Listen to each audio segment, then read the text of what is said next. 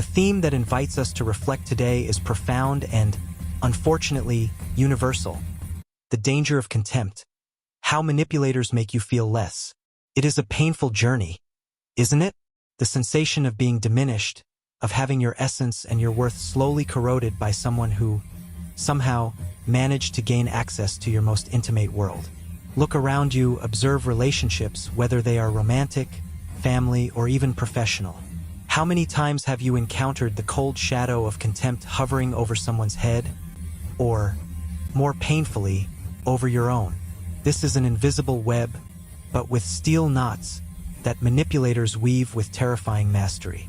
They do not need shouts or physical aggression to cause irreparable damage. Contempt is the silent weapon, the subtle denial, the empty look that says more than 1,000 words. But tell me, have you ever felt the crushing weight of being treated with indifference and contempt by someone you loved or trusted? What was your immediate reaction to this emotional pain? The manipulation that manifests through contempt is an ancient and cowardly power tactic.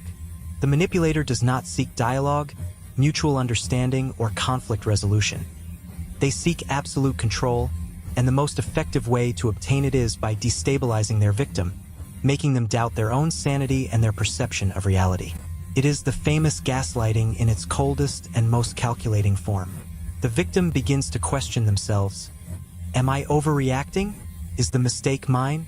Do I really deserve to be ignored and devalued this way? Contempt, when used as a tool for control, directly attacks our self-esteem. It is like a slow poison that is inoculated daily, drop by drop.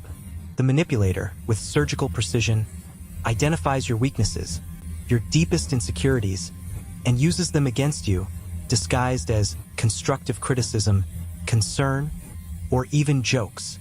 That joke that deeply offended you, but which they insist is just nonsense. The constant disqualification of your achievements and successes, always minimized with a "anyone could do that," or an "it wasn't that hard." The silent treatment, the denial of your presence, the gaze that passes through you as if you were invisible.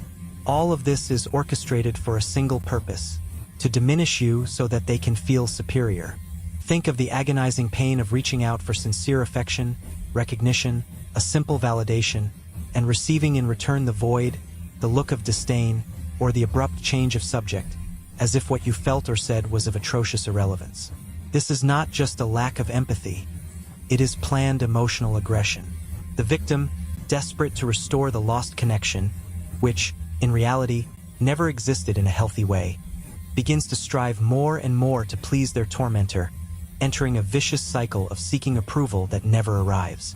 They annul themselves, transform into a shadow, accept crumbs of attention and affection, convinced that this is the only way to maintain the relationship, even if this relationship is their own ruin.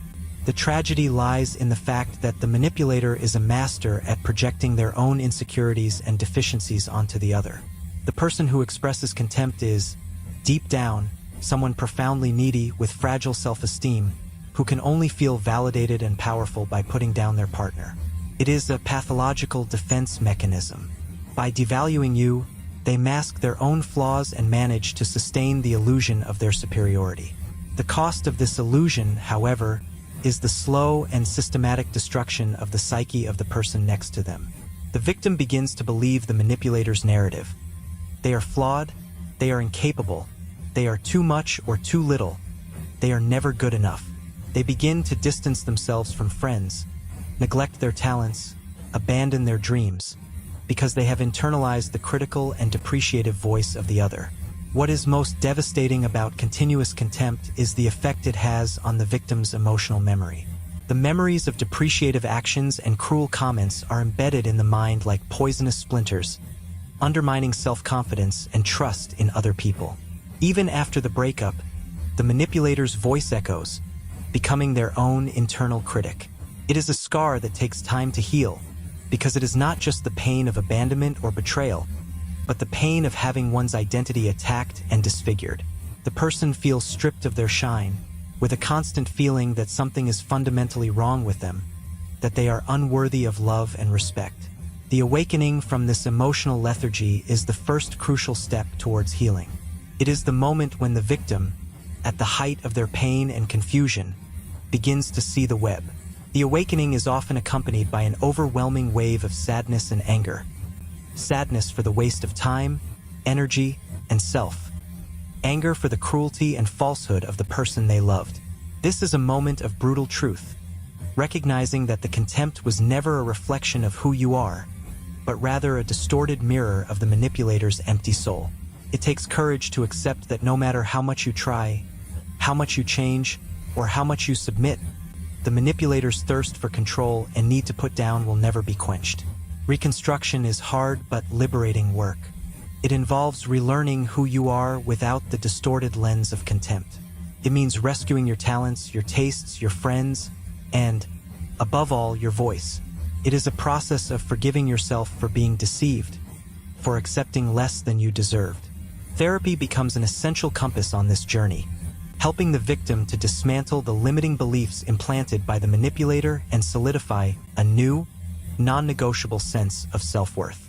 The rediscovery of joy in small things, the reestablishment of healthy boundaries, and the act of walking away, cutting off all contact with the tormentor, are revolutionary acts of self-defense and self-love. No soul deserves to be treated as a disposable object or as a stepping stone for someone else's narcissistic ascent. Our dignity is our fortress. Contempt is a warning sign, a furiously flashing red light in an emotional fog. Ignoring it is allowing the light of who we are to be extinguished. Recognizing the pattern, naming the tactic, and having the strength to say enough are the pillars of our liberation. Your life, your feelings, your dreams, and your presence in the world are not too much or too little. They are exactly what they should be. Can you see how destructive this dynamic is? The way someone's soul can be silenced by cold and indifferent treatment? It is a wound that society often ignores, as it leaves no visible bruises, but it destroys a person's emotional foundation from the inside out. Given all this complexity and the pain that manipulative contempt can cause, what is your sincere opinion on this matter? Do you believe that, in cases like this, where contempt and manipulation are deep and recurring, there is a real solution for the victim to completely free themselves and heal, or does the mark remain forever? It is a difficult question, as it touches on the roots of human resilience and the capacity for reconstruction after emotional destruction. Think about it and reflect. The path to healing begins with the recognition that the danger is not in who you are, but in the depreciative gaze of someone who never knew how to see your light. The journey back to oneself is the greatest victory against the manipulator.